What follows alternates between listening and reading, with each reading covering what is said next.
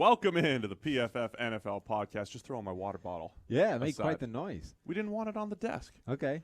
Steve Palazzolo live here on YouTube with Sam Monson. How you doing, buddy? Doing good. How about you, Steve? I'm great. Fired up. You're so happy now you got your haircut. Yeah, I did.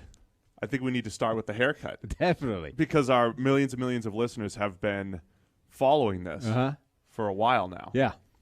We found it. We found a girl to cut my hair. No.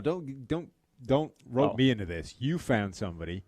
I was merely sitting back to see what would happen again. Yeah, but every now and again I'd throw questions your way for advice. And look, I owe you a lot because this summer I said, look, what do we do? Do I go back to Massachusetts and have Steph cut my hair? Do you go with the known veteran, right? Or do you go with the unknown newcomer and try to build for the future? All I said was that you couldn't let Katie have another shot at it because it went so badly the first time. But you also suggested that I try somebody new here in Cincinnati rather than the 2 times a year that I go back to Massachusetts relying on Steph. It didn't seem like the most efficient process in the world. It's not. So right. We took another chance. We went back to the same place but different person. So yeah.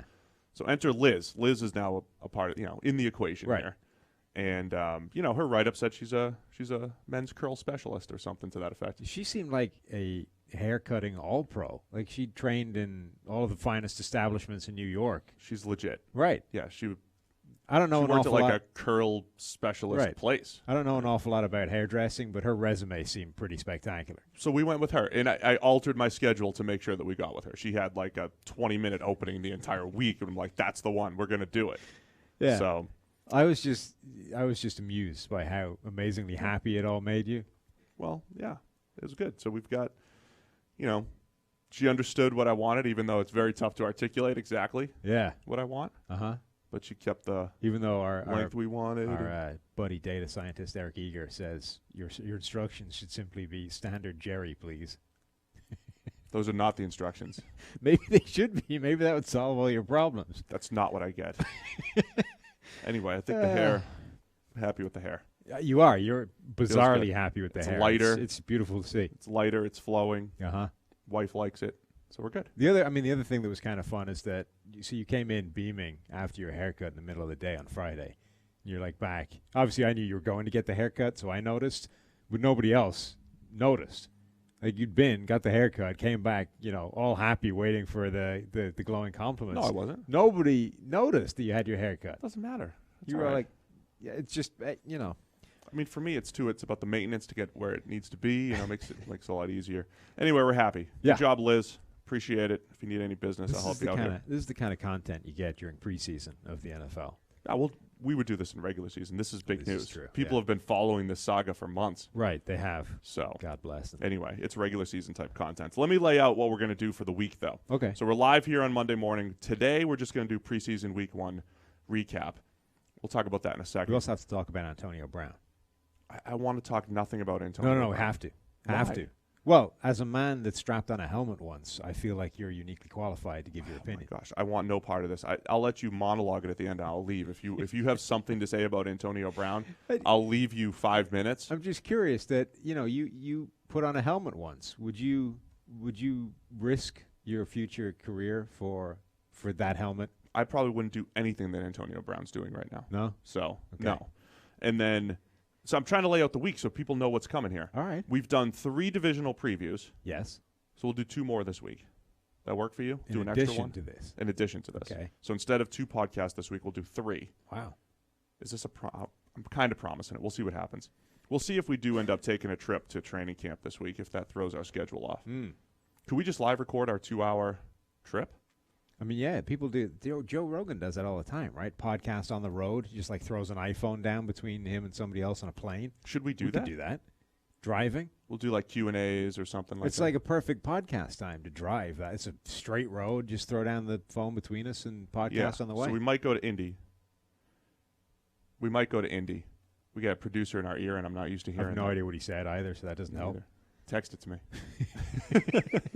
We're very professional here on the PFF podcast. So we're going to do some more divisional previews. Okay. Let's get to preseason, the official week 1. A lot of football was played. Yes. I promised myself I wasn't going to overreact to this stuff. Don't we do this every year? We're not already overreacted on video. You already said what the Browns. If you're a YouTube follower of PFF, you'll see that the Browns are going to the Super Bowl after Week 1. Love a good preseason Week 1 overreaction. What was the score of their game? I don't even look at scores. Doesn't even matter. It's only the first one drive. First team went up. Baker looked good. Higgins looked good. Done. Didn't matter. Super Bowl. So we'll go through some of the keys. I think for preseason Week 1, the best place to start is always the rookies and, in particular, the rookie QBs. Okay. So let's just go through what we saw from them. By the way, PFF.com has a great place here on Monday morning for you to just check out all your preseason Week 1 takeaways. It's called Preseason Week 1 Takeaways. And it's got links to all the articles from this weekend. We did a whole team of the week because we graded every player on every play. Even in the preseason, you've got stuff on the rookie QBs and plenty of other goodies. So you can check that out, PFF.com, and tell everybody what they get when they have Elite, because nobody else has what we have here. Well, for a start now, you're getting player grades. You're getting PFF's play-by-play information, Premium Stats 2.0. We are the only place out there that is watching and grading every single player on every single play and putting all the stats into Premium Stats 2.0 for you to peruse, which is particularly interesting during preseason because, let's face it, with the best will in the world, there's a lot of players out there that nobody has any idea who the hell they are. So you can actually see how they're playing. Yeah, exactly. You click on their bio, where do they come from, and all those things. So let's start with the rookie quarterbacks. On Thursday night, we saw Daniel Jones of the New York Giants. We saw Kyler Murray for a little bit. We saw Dwayne Haskins in that first run. First off, we'll start with Kyler, number 1 overall pick. Yeah. Didn't have to do anything crazy, but just looked comfortable. To me, comfort is the word I keep coming back to with all these rookie QBs. He looked comfortable. Daniel Jones looked comfortable. So Kyler didn't do anything crazy, but showed off his athleticism, good zip, accuracy in the short pass game. Yeah, I mean, him and Daniel Jones essentially got one drive each, which kind of sucks because, you're wanting to see Kyler Murray get at least a couple of drives, get a Dwayne Haskins-sized chunk of play, but no, you got one drive, right, and the drive ended because receiver stepped out of bounds, got a penalty, backed him up, and then on third down there was a sack that I think looked like the center snapped the ball early. Nobody else was waiting for it, and that play died as well. So, yeah, I think he looked good. He looked accurate. His arm looked every bit as good as it did in college.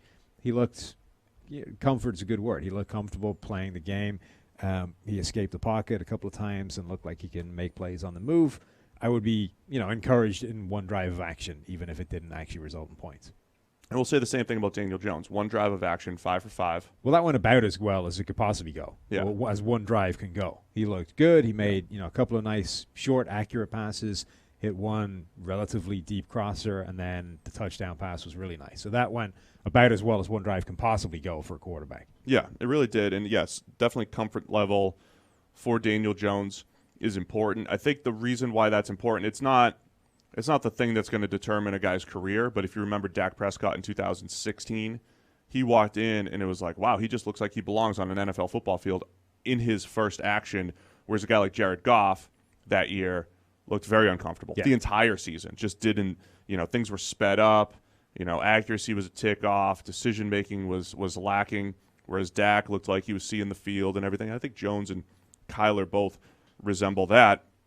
There's not much else to say. It's one drive apiece. Right. Those two guys, it's tricky to spin that out for that long. Yeah. So be encouraged, I think, both fan bases, all right? There's some positivity for the Giants. Haskins was the interesting one, though, because he actually got an extended run of playing time. Right. I think he played 30-something snaps.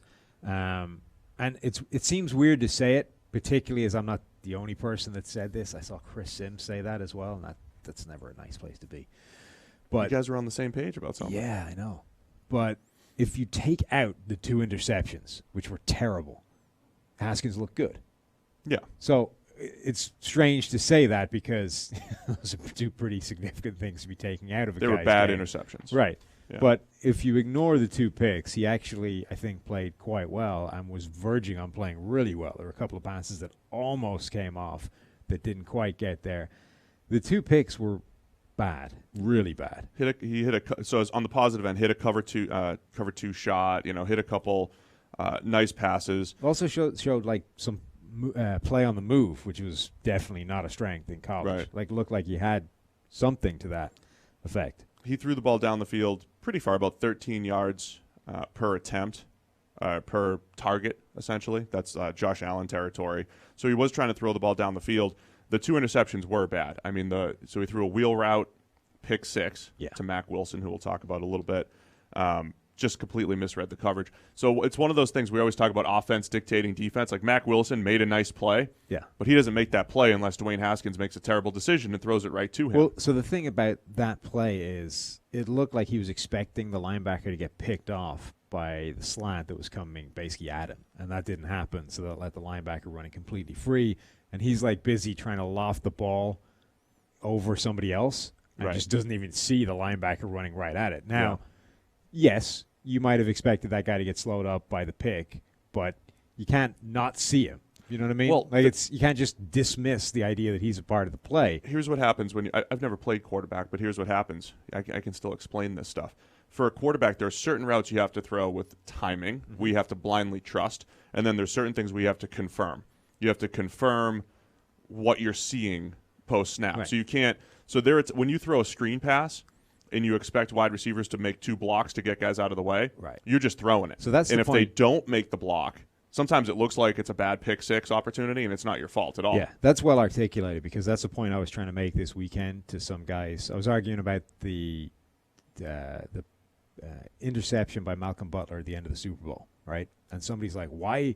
That's a terribly inaccurate pass by Russell Wilson. Why would you put it out in front of him? Like, because that's where he wants it. That's where that ball should be. Right. The cornerback should not be there. He's not supposed to be there. The pick is supposed to take him out of the play. He's not a factor. Right. Sometimes you have to throw a blind, catch and throw. At which point you're putting the ball in the most catchable spot for the wide receiver, which is head height right in front of him. Right. This guy's like, well, if you put it right here in his back shoulder, you eliminate the chance of the interception. It's like, yeah, but that's not what the play is. You are blindly trusting that cornerback is taken out by the thing that's right in front of him. He is not supposed to be a factor in this play. You cannot expect the quarterback to adjust to a less catchable pass on the off chance that doesn't happen. So he is trusting that will get taken care of. That isn't quite what happened here with Haskins because it would never take him out that completely, and he would always be somewhere relevant to that play. You can't just forget he's there. Yeah, there's a number of plays in football where that happens. And again, I always defer back to, I think we add the proper context to those things. There are certain times when the quarterback's throwing and they're expecting the defensive end to be cut. And if they're not cut, maybe the defensive end's in the passing lane and they pick one off or they bat a pass. There are certain things that you just have to expect. I think this interception by Haskins, he needed some confirmation of what he was seeing. So he floated it up there. The other one, we watched quite a bit, and we were trying to figure out, okay, he's throwing a seam route. His receiver bends it a little bit, and then he overthrows it, and the corner comes off his man and picks it off, or in a zone picks it off. Greedy Williams, by the way. Greedy with the pick. So 2 picks by rookies. Can I say, Haskins. so the concern everybody had with Greedy Williams is really good man cover corner, less so in zones. Brown scheme looks like it will be zone heavy. Right? That pick, it was one of those ones like the Mack Wilson thing where, it's thrown right to him. Anybody can make that play. But if you watch that play develop. Oh, no, he had a good feel for that. Right. That Greedy well is like looking to come off that. He's sort of eyes on the quarterback. He's reading the instant Haskins is throwing that ball. He's actually like sort of hedging towards leaving his man to come in and break on that right from the outset. So, yes, it was relatively thrown right to him, but he was all over that from the outset, whether or not that was an ill-advised pass or not. Yeah, that was really well done. And Greedy flashed that ability to communicate and do different things. It was just that consistency in zone that just wasn't necessarily there. So Haskins, I think it's fair to say it's proper analysis, right? So he had a 33.7 grade, and I think this adds more context to PFF grades. It's not always as simple as he was the worst graded quarterback, therefore he's terrible. No, you can't take out those interceptions, but you can still evaluate the other plays and say, okay, there were some nice things there, to be encouraged about if you're the Washington Redskins. And you don't expect him to make those bad decisions. Like 2 really bad decisions on only 18 dropbacks is probably, that's not going to happen. You're not going to do that all the way through. That'd be rough. He's not going to make it in the NFL. Yeah. So that was Thursday night. Who else are we looking for as far as rookies? Drew Lock still looks pretty uncomfortable. He was more comfortable the other night, but A couple turnover-worthy plays. So the thing about Locke, when we talk about, knowing the system and knowing where you're going with the ball, Drew Lock has a really good arm, but he looks tentative enough that the ball doesn't come out all that great. But the ball came out really well on a red zone touchdown where he just zipped it in between two defenders, and it's like, oh, there's the arm. And I think that's what you see with young quarterbacks sometimes. There is something to that confidence level, knowing the play call, getting to the top of your drop and zipping it and letting it go. Locke he's not playing with that right now. But, you'll see it every now and again. But it looks like Locke, as expected, coming out of Missouri in a college-y type of system, has a little bit of a ways to go. What other rookies do you want to talk about? Because there's some non-rookie players that I want to get to. Well, do you want to just finish up QB talk first? Okay. So Jarrett Stidham was a rookie that had a nice outing for the New England Patriots, threw a few nice passes down the field. I'll say this about the Patriots offense. They look like exactly what they built this offseason. Yeah. Kind of a bunch of slow, big wideouts who are making contested catches. I don't know if that's a good thing long term. I know they destroyed the Detroit Lions, who looked horrendous overall. Stidham had a few pockets that would make Big 12 defenses blush. Like 4.5 seconds in the pocket with nobody near him and stuff like the Lions looked bad. Yeah. Really bad. The Patriots, though, they looked good. Stidham looked good. Credit him. But I think the receiving core looked kind of big and slow. Yeah. Yeah. I mean, that's not a shock given what they've been creating. What's interesting about preseason week 1 is so much of it is just when the starters depart and how much they're going to play. Yeah. Even the Haskins thing, you have to bear in mind what he was playing with. Like, he started the game, I think 3/5 of that offensive line with the second team, and by the start of his second drive, the other 2/5 were the second team. Yeah, right. So he's immediately into a subpar offensive line. Now, they actually held up reasonably well, and he wasn't under pressure a ton. But you kind of got to bear in mind that when you're looking at these guys is who are they playing with and who are they playing against, because not every team is going to keep their starters in the same amount of time. The first team defense might leave after one drive, and the second, and suddenly, but the opposing team's first team offense stays in after that point. Oh, look, and now everything's clicked. Right. Like, yeah, because everyone they're going up against just got worse. Yeah, there's definitely something to that. QB-wise, again, this is the reason not to completely overreact. Like, Matt Barkley was our team of the week quarterback. Well-deserved. I mean, he was dropping dimes in there the entire week. 3 big-time throws, no turnover worthy. Ryan Tannehill graded well. He was moving the chains all right. So, I mean, it's Tyrod Taylor in his drive with the starters, because obviously Rivers isn't. Yeah, Rivers doesn't play. Getting up to play in that first game. Kyle Lauletta looked pretty good for the Giants. So I think into second-year QB. So Josh Rosen, of course, a huge story because, it's his first time with the Miami Dolphins. Some good, some bad. We'll talk. Preston Williams was a stud on the outside. 3 contested catches, all really legit. They've got a really good rapport already. Rosen did have a pick 6, another pretty poor pass in there. There were also just some easy things that he missed because I was going through his game play by play. He just had like a simple, quick game concept, and he just passed it up, and then was under pressure. It was one of those, like, just take the easy throw. Like, there's still things missing there with Rosen. He was under heat quite a bit with that O-line. That was the concern coming in, that he's just going to be facing pressure a lot, but some of it was on him. Right, but it's always, he's still essentially, I mean, like I say, you write off year 1 because it was just nobody had a shot in that situation, right? So at which point you're heading into year 2 essentially as a rookie. At the very minimum, all he's done is tread water for a year behind an awful offensive line. Like, there's a good chance he actually got worse given what he was stuck with dealing with. So, I think so. Yeah. So now you're still dealing with all the problems that you expect from a rookie quarterback, and the situation still sucks. So, yeah, he's going to make some mistakes. There's going to be some stuff that's bad, the same way you would expect for any young rookie quarterback. Only now it's a worse situation as well because the offensive line is still terrible. I thought Rosen outperformed what you would expect from him this week, given the situation and what has happened over the last year. He definitely made a lot of nice plays. I just want to see some of the simple stuff. The same thing I always say about Josh Allen. Like, Josh Allen had a pretty nice one where he actually went through his progressions, checked down, and all that stuff. So that was encouraging. All right, let's not spend too much time on just the quarterbacks. Okay. You wanted to talk about some players. Yeah, starting with a quarterback. Okay, let's finish up with QBs. Who'd you want? Tyrod Taylor? No, though we mentioned that. Legitimately, the Chargers got themselves a really nice backup quarterback for the first time in a while. Like, Tyrod was so bad last year that I think everyone consigned him to the scrap heap of just useless players. But, like, he was decent the years before that. So now he's gone to back up Phillip Rivers. Like, that's a pretty nice get for the Chargers. He's a good backup. So, legitimately, okay, we made a joke about it on the video, but the Browns' first team looked really good.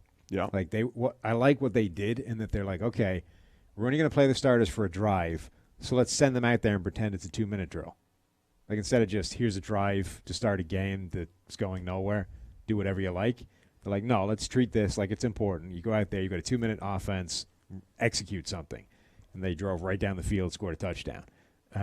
They looked really good, and not just I think the more you look at that touchdown that Baker threw to Rashad Higgins, the better it looks. Like, that was a really tight window. It was ridiculous. Laser fired in there.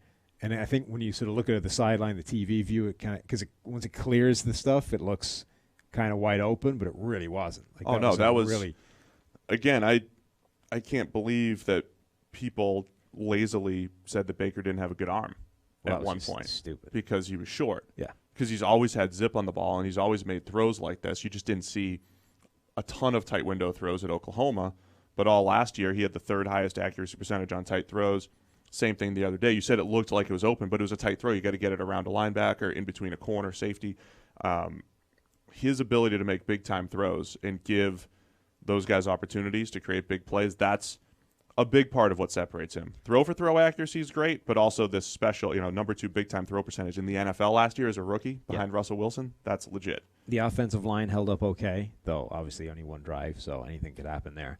And as much as we joke, because I love the guy, Rashad Higgins looks like he could legitimately be a very useful sort of third receiver for them. Oh, yeah, if you're talking about him, Landry, and Odell Beckham. Yeah, obviously Landry and Odell Beckham are the guys that are going to take all the attention and the ink, but as a third option who you're not really paying attention to, Higgins could sneakily be ridiculously productive with Baker Mayfield throwing him the ball. I could also see, we always talk about the NFL being archaic as far as moving toward analytics. I think that's a little unfair. I do think I think we are starting to see teams slowly evolve. I mean, this is 4 or 5 years ago, just being in the shotgun for 80% of your passes was rare, and now you see that more. So I think teams are moving that way. I wouldn't be surprised with Freddie Kitchens, Todd Monken, and these, this aggressive offense. I wouldn't be surprised if they completely embraced a pass-heavy offense. Yeah. And said, Baker, you're going to throw the ball 40 to 50 times a game. Like, I wouldn't be surprised if that might be the team that moves to an extreme level of passing. And again, like, the Chiefs deserve credit for pretty much doing that and saying we're going to become the most pass-heavy team in the NFL.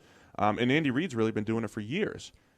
Yeah. As far as getting rid of the run game. And on defense, their front four looked really aggressive, both in the first team and the second team. They look like they can pass rush. They can get after the quarterback as well. So that's another reason to do that. If you can get out to a lead and put the opposing quarterback in unfavorable situations, suddenly now they've got a pass against your potent pass rush, and that's setting those guys up for success as well. So I kind of really, as much as we were joking that, the Browns are Super Bowl bound, I really do like the way this team is being built. I think this whole offseason hype thing, like, some of that is obviously just something that spirals in the offseason, but I think it's well-founded. Like, this team is really headed in the right direction quickly. Yeah, and the foundation is going to be that pass game, right, and in the quarterback. So that's why you can have faith in, that team. Yeah. So is that the quarterback you wanted to talk about? Yes. Any other players? I got a list of players that I think are James Washington. decent stories. James Washington lives. He's alive. His rookie season was a figment of our imagination. It didn't really happen. This was the guy we saw at Oklahoma State making plays deep down the field, out jumping people from crappy deep balls thrown by a different quarterback this time. But same idea. Yeah, James Washington looked like the James Washington we saw in college, not like the guy that stole his uniform was playing for the Steelers last year. Yeah, so that number 3 receiving grade of the week among guys that had at least 10 snaps. Again, sample sizes are small, but when you pick up, 2 downfield contested catches, 84 yards, and only 14 snaps, that's good. That's encouraging. Right. And one of those was a jump ball where if you led him like 5 yards that way, it could have been like a length of the field touchdown. So, sometimes your yardage is down to you. Sometimes your yardage is limited by the throw that comes your way. Washington's numbers could have been even more crazy. I mean, we had a video elsewhere on the YouTube channel a while ago where our new colleague, Solomon Wilcots, was buying into the Dante Moncrief hype that happens every offseason.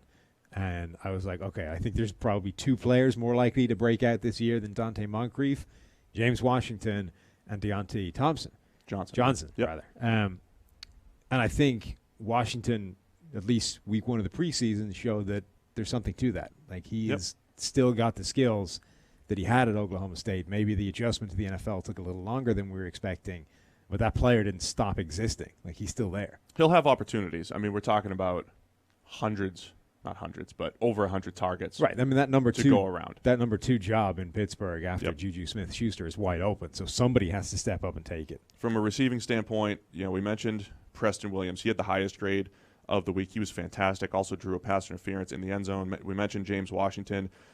We talked about the Patriots offense a little bit. Sure, they looked a little big and slow, but Jacoby Myers has been tearing it up all during training camp, and he looked really good. He is more of that possession receiver type of guy, but he was getting open. Nifty route on the goal line to score a touchdown. So they might have something there in New England. Miles Boykin doing some nice things in Baltimore Ravens camp. That showed up in the game as well. Also, the Vikings traded a 5th-round pick for our kicker of the week. How about that? The guy shows up, one kicker of the week job in preseason, and then they trade a 5th-round pick for him. I want to spend about as much time on the Vikings kicking job as I want to spend on Antonio Brown's helmet. Yeah, exactly. Okay. Thanks for finishing my sentences. Yeah. Well, it's you knew done. where I was going. Yeah, they traded for him. That's about the extent of it. One other. Do you want to talk about some defensive players? Okay. Defensive rookies. Who you got? Oh no, wait. I got one more before we get defensive rookies. Jordan Mailata. Okay. From the Philadelphia Eagles. From rugby. I think this is one of the bigger stories of the preseason because he's such a young football player and because the Eagles, in a league that has no tackles, could the Eagles have 4? Right? So last year, Jason Peters, Lane Johnson. I think it was preseason last year where I kind of dove into his snaps like a decent amount and watched him play. Like, he didn't look like a guy who took up the game like a few months ago. Yeah. He looked like he knew what he was doing, and that was last year. If he's been sort of actually, paying attention, doing stuff during his season, like he legitimately might be good. He still might be a couple years away, right, from being a contributor. And I don't know how you. I think the best way you might end up leveraging that if you're the Eagles is trading him, right? But I think that's again just a wonderful strategy, right? Find valuable players and you either play them or trade them. Yeah, and then you get a guy out of nowhere and you flip him for a 2nd-round pick or a 3rd-round pick. This was a big week for rugby players in the NFL because you had Mailata playing well, and then you had Christian Wade on his first carry, rips one off 65 yards for a touchdown. Now, it wasn't all great, and then he almost dropped the handoff before he did that. So it's not like it was perfect, but once you get the handoff, apparently rugby is still quite a useful precursor to being able to beat defenders and score touchdowns. The story of preseason week 1 is rugby players. Well, he was unlike Mailata, right? Who I didn't think he was ever that great at rugby. He just had a ridiculous highlight reel because he's monstrous. Yeah, but he was like a sub. He wasn't starting games. Christian Wade was like a legitimate star at the highest level. He's been in the England national team. He's been playing Premiership rugby for years and is a big try scorer there. So he's like a legit sort of all-star rugby caliber player, and apparently that translates to being able to rip past third-string free safeties pretty easily. He's more of a skill position player. Yes. Yeah. Yeah, skill position.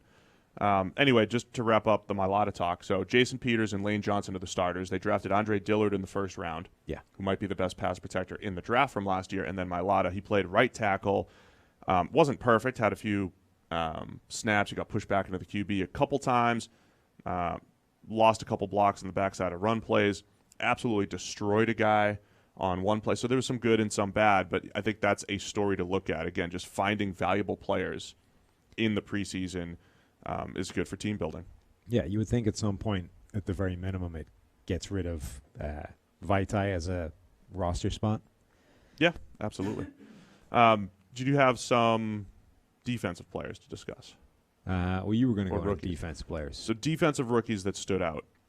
your boy Byron Cowart made some plays. He played 3-tech for New England. This is what I've been telling you. Is what you were saying. Showing good pad level, shed some blocks in the run game. You won a couple pass rush snaps. Could be a good find. Another, former 5-star. Yeah. That was misused in college, Steve. Is that what it was? Yep. Misused in that at Auburn, Maryland front. All right.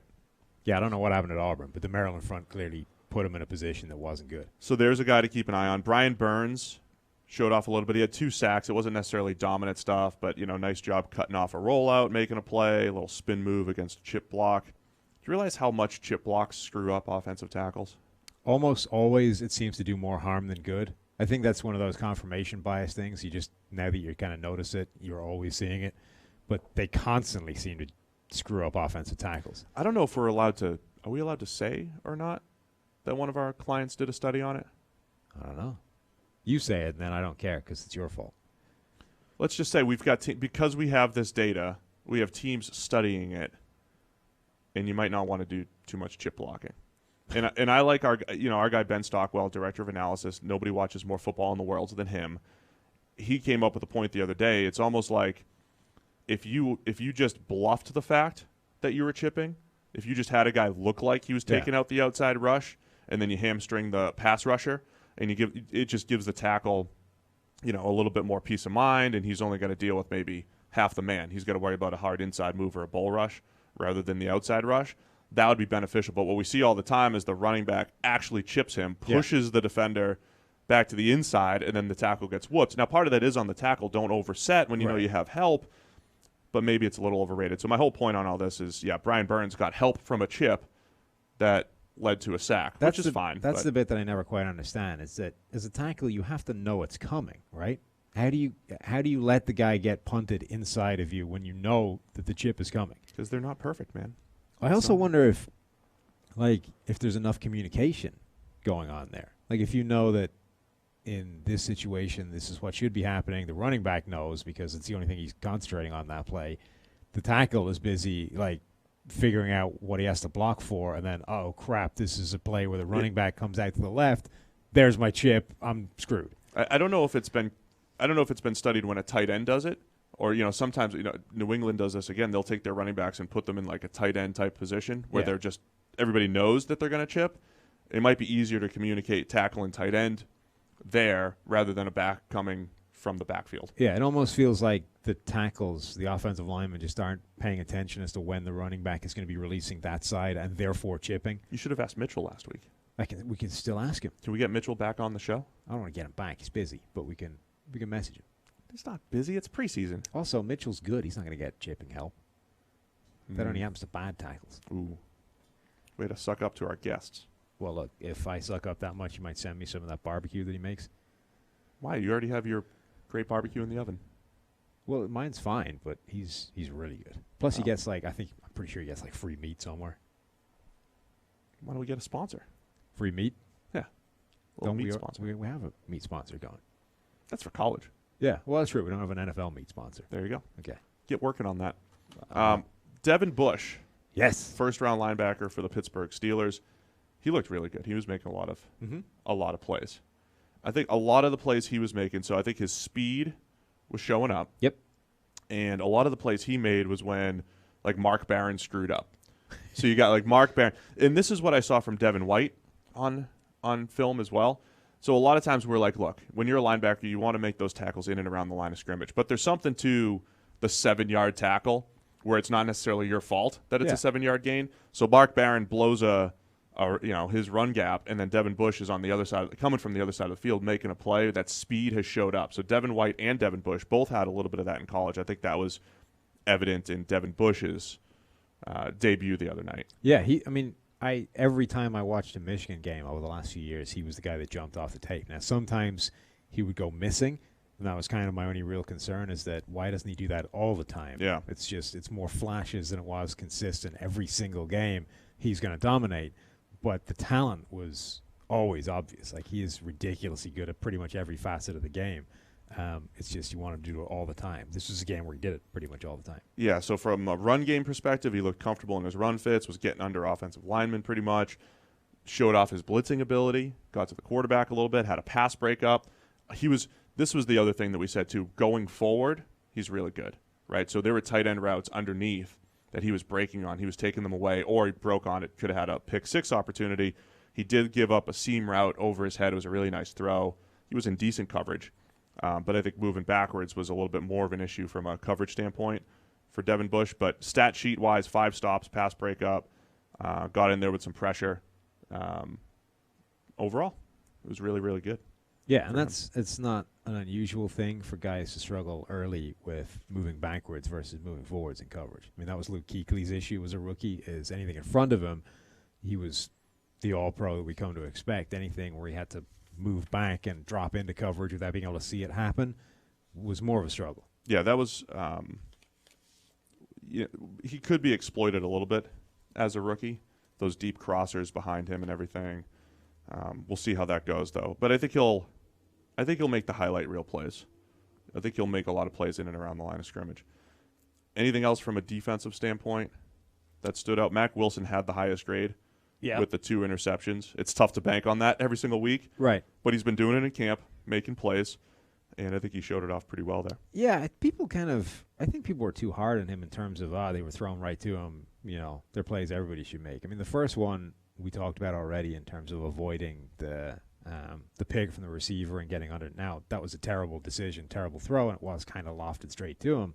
But it's not like he was standing there all the way and the ball was just thrown. Like, he had to get to that spot, read it, react, avoid a pick, and then do some decent job to fight his way into the end zone. Like, there was a lot of good to that play. And then the second one I thought was a really good break. Like, that was only thrown right to him because he made a hell of an adjustment, seeing the route come and dived in front of it. Like, I mean, if you're complaining about how easy that was for a linebacker, you've got some pretty high standards of what you expect from linebacker play. Well, it's definitely good to make those plays. But, so that's good for him. Marvell Tell, rookie from the Colts, he was one of the more interesting draft prospects because he was one of those guys that played safety in college, and our lead draft analyst, now Mike Renner, said he might be a guy that needs to move to corner. The Colts have moved him to corner. He has an 88.8 grade in their debut. Yeah. In his debut on only 23 snaps. But I keep coming back to, if you can steal valuable players in middle rounds and in places that you're not expecting to find them, that's really big from a team building standpoint. Yeah, I think he was right as well. When we looked at his tape, you immediately saw the kind of fluid movement skills you expect to see from a corner. I think that was a really smart adjustment from them to move into that position. I didn't check the data. Can you pull up the Jets stats real quick? Because this was when I was reviewing all the QB grades on Friday morning, and I'm watching the Jets. Sam Darnold, Luke Fox in there, all these guys, and they're running, the old school sprint right option, West Coast offense play. What am I looking for? How many catches by their running backs? How many catches? And I'm only asking you because my laptop's not working. Your laptop on the internet. You honestly need to. My laptop's okay. It will not window. connect to the internet here at the office for some reason. Right. Anybody that could fix my laptop? Where's IT? God. Where's the IT team? Your laptop is a hunk of junk. How many receptions did their running backs? So 3, 6, 12. 12 catches by the Jets running backs. As I'm watching the game, I was like, man, Le'Veon Bell might get 150 targets. Yeah. I know it's week 1, but you're running your base offense. You're running your first installs, your staple plays. And there's a lot of plays where the running back's just a featured component there. Yeah, Le'Veon Bell's going to get 150 catches, as is Adam Humphries. Yeah, he got a few targets for the that one I think is justified, right? That guy turned down playing for the New England Patriots to honor his sort of handshake agreement with the Titans. You should be throwing the ball 200 times in his direction this season. Because nobody else in the world would do that. Gotta feed him. It's like, okay, I've agreed to join the Titans. Hang on, the Patriots are calling? Bye-bye. See ya, I'm over there. They have a long history of turning people that play like me into really good players. Bye. I'm out of there. So, yeah, he actually honored his agreement with them. They should be doing everything in their power to throw him the ball. So there's your fantasy advice. Yeah, Le'Veon Bell and Adam Humphries. If you're in a PPR league, that's going to be money for you. Sam Darnold was interesting because his first pass should have been a pick 6, and then he looks good after that. Yeah. but it was a dropped interception. Didn't show up in the stats, but his first one, man, just completely misread the curl flat defender. That's the guy running out underneath route to the outside the numbers. He threw it right to him, pretty much right to him, and he dropped it. Unideal. Yeah, not great. Anything else? Matt Schaub actually looked decent, by the way. Oh God, I'm not. You wrote him off for dead, and he ended up with a pretty good grade, and he was making plays, a couple big time throws against who? What do you mean against who? Against who? Don't write him off. Mm-hmm. Guy should still be collecting that backup QB paycheck. No, he should not. No, that's simply untrue. Teddy Bridgewater played pretty well. Yeah, he did. He did. He played reasonably well, but I was kind of looking. Well, you know, the knock on Teddy Bridgewater all the way through his career has been he's a bit of a check down guy. He doesn't push the ball down the field. Skinny knees. Well, no, that was anyway. He's not aggressive, right? Won't make the big time throws when you want him to. And I think I've always been unsure how much of that was him inherently and how much of it was that offense that he was kind of trapped in for a while in Minnesota, where it kind of forced you into doing that because they didn't really have great receivers. They had a bunch of 2 receiver patterns, a bad offensive line. The whole thing was basically designed to force quick checkdowns. And then, you know, with the Saints, there's always limited opportunities, so you don't know kind of really what he's doing there. But you're thinking if there's ever a chance where you would just uncork the Ryan Fitzpatrick YOLO juice a little bit, it would be preseason week YOLO 1, juice, right? Where you're just like, what's the worst that could happen? You know, why don't I just aim at the deep post for on this play? You're like, why not? What's going to happen? Oh no, it's picked off. Okay, like you know, just be a little bit more aggressive in preseason, and yet Teddy's still just, you know, taking the easy 10-yard. Like it just looked like Teddy again. You're like, okay, it's nice, it's efficient, it's probably going to be successful, but it's just a little bit. You know? Yeah. So even in our grading distribution, he always had some Alex Smith comparisons, and admittedly, people say, look, PFF, you need context, and what you just did there was try to provide a ton of context. So instead of completely writing or throwing Teddy Bridgewater into that conservative bucket after his 2 years as a starter, you added some context which said, okay, the offense did this, and this was his supporting cast, and this was the situation. But sometimes for a player, that's just who they are. Right. And I think even if he grades well, if you know he's on the conservative end of the spectrum, and then Jameis Winston, say, grades similarly, and he's on the aggressive end of the spectrum, you have to understand the differences there. I think it's a big part of what we do. We can also define their style. Teddy, style-wise, all the grades have pointed toward him being on the more conservative end, which is okay, but I think he just needs a little bit more help to be successful. You need to have that good defense. You need to have, you know, maybe playmakers that can go above and beyond with some of the shorter passes. I mean, I think we're just reaching the point now where those sort of questions are actually being answered. It's like, okay, there was definite questions around his Minnesota career in terms of how much was him and how much was the circumstance. Now, maybe the circumstance didn't help, but I think the more and more evidence comes out, it's starting to look like it was just him inherently. Like, that's how he played, regardless of the offense he was put in. I mean, he wasn't a North Turner offense. They wanted to throw the ball down the field. They didn't have the horses to do it. Yeah. So it's starting to look like that's just Teddy, which isn't necessarily a bad player. It just means that he's always going to lean to the Alex Smith end of the spectrum in terms of checkdowns. So preseason week 1, did you have anything else that stood out? Not really. I think that, I mean, like I said, the interesting thing is always, it's not the final result, right? The preseason games, the end score doesn't matter at all because it's all down to when the starters left. But what's interesting to me, almost to the entirety of preseason, is kind of what the score is while the first teams are in. You know, so how the first teams did and what happened at that point. I don't care about the score at all. I don't even care. Well, I think the score is a reflection generally on the performance of the first team, which is the point I'm making. Yeah. So, for example, when the Jags don't put up any points, that's not good. Yeah. You know?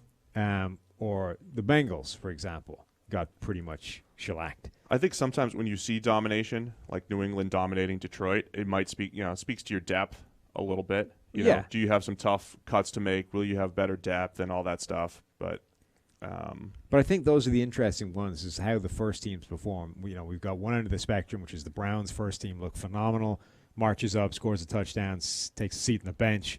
starts booking their tickets for the Super Bowl, right? The other end of the spectrum is you got the Jags, who may have, been there all day and not scored any points. Yeah, the offense looked rough. Yeah. Wasn't great. All right, man. Oh, what else we got coming out this week? So we got a ton of stuff coming this week. We are we're warming up for the season. So PFF Green Line is back and better than ever. Last year was our first run at this Green Line thing, right? Basically, Green Line, for anyone that doesn't know, it's our gambling product. So we're using all of this PFF data in the database, and we're leveraging it against the Vegas spread and basically trying to predict what's going to happen more accurately than the bookies do to make you win some money. Makes sense. Now, last year, we did a lot of spoon feeding, right? And it was sort of, here's the PFF predicted score, here's the games we think you should pick based off how much we differ from the Vegas line, and all this kind of stuff, right? We're changing it a little bit this year because, not because it wasn't successful, because the results were excellent generally, right? We post all the accuracy scores up on the site, and you can kind of see how it's tracking. But because it sort of misled people in terms of, how much to bet and how much to shape your bet. So what we're doing now is basically presenting all the information, giving you how likely it is to cover. So essentially quantifying how strong that bet should be, and then letting you make your own decisions, right? We're not going to push you to bet on any particular game. We're just going to present all the information, give you the likelihood that it hits or it doesn't, let you master your own bankroll. Nice. Right? Yeah, our guys have done really well in those nationwide contests. Yeah. So like top 1% type stuff. So it looks fantastic. There's more information than there's ever been. There's a little bit more available for free than there's ever been. And we're going to be busting it out for college. So college Green Line also coming out. So that's triple the games.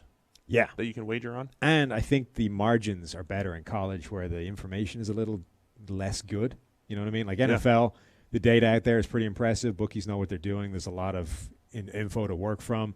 So the edge we have with our database is smaller than it is for college, where we're grading every game and nobody else has any idea what's going on. Yeah, right. So, there's a lot to get from there. As we say, we got the same information on Appalachian State that we have on Alabama. Yeah. That's how we do it. What else we got? So the draft guide's coming out, too. We have a preseason draft guide. This is Mike Renner's raison d'etre. That's French, Steve. The what now? Raison d'etre. I can't pronounce it properly because I don't speak French very well. It means reason for being. Oh, okay. Perfect. You've never heard that phrase before? I actually haven't. Or you've just never heard it butchered the way I butchered it. Maybe it sounds completely different when most people say it. Yeah. So hold on. So Green Line's a part of Elite. Yes. And then draft guide, preseason draft guide, your first view at the 2020 draft, part of Edge? I think so. Either way, it's out this week. Yeah. Preseason draft guide. Yeah, but this is what Renner's been doing for the last few months. We think. Yeah. Well, probably. Is it done? Yeah. It's been in. There's people fixing it now, like typos and stuff. Okay, perfect. Yeah. Not that there was any typos, but so that's great. We've got a little preseason draft guide. We didn't do one last year. We did one the previous season, but it's a great, baseline looking into the season. Gives you something. I would have it handy on a Saturday, watching college football. Who do I need to keep an eye on? And he's got his mock draft up today, I think. 2020 mock draft. This is what Mike's been doing for the last few months. Worst mock everyone else ever. been working. He's been looking at 2020 college players. I helped too. I looked at the QBs. Oh, really? It's bigger and better than ever too. It's a whole different format on the draft guide from what we've done previously. It looks very slick good. And it's quick hitting, informative, and you'll know a lot about these players. So a lot happening. PFF.com this week. Don't forget, we're going to have 2 more podcasts. So it's essentially a bonus podcast for our loyal millions of listeners. We'll preview 2 other divisions, AFC and NFC Central this week, right? Sure, yeah. Also, don't forget to hit subscribe on the YouTube channel. If you're watching this on YouTube, not listening. So we're giving away. Hit subscribe, fire your name in there, Twitter handle, some way of us getting in contact with you, and you can win Edge and Elite. Edge. Give away Edge. We're giving away one of each. One of each? One of each. Why are you giving away Elite? I have the power, Steve, and that's the way it is. Wow. All right. So Green Line, we're giving away Edge or Elite or both. Mm-hmm. Draft guide. Big week. 2 more podcasts, so stick with us. Appreciate everybody tuning in. Happy football season. We'll talk to you guys a couple more times later this week.